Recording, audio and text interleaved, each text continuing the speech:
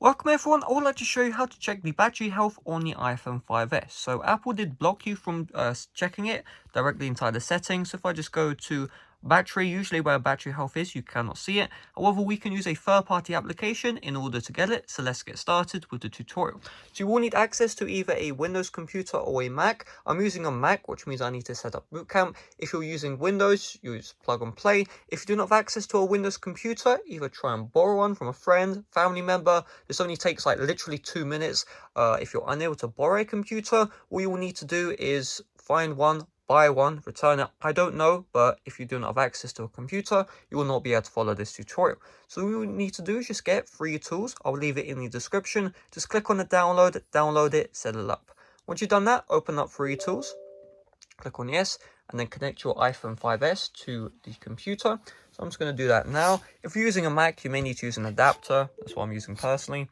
Now, you see this pop-up right here, trust. If you don't see trust, however, you see repair drivers, like there's a blue bar which says repair drivers. Just click on that, download all the drivers you need to repair, and then you'll be good to go. Sometimes some computers will not let you plug in your iPhone 5s. If you get that issue, that's how you fix it. So I have the trust pop-up. I'm just going to tap on the trust. You may be asked to enter your passcode. Just enter that in if asked. And then you can see, boom, right here, we are now on this page.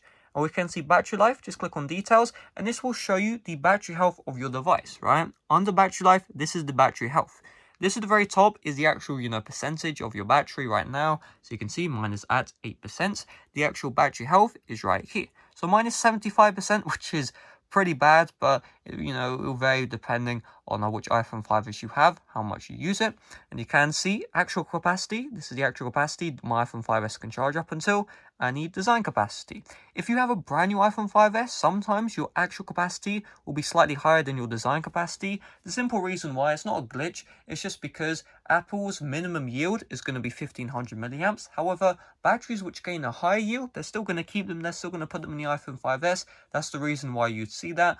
So if you have that, lucky you, that just means your battery will last longer. So hopefully this video did help you out. If it did, make sure to leave a like, subscribe if you're brand new. Thanks for watching, see you guys later, bye bye.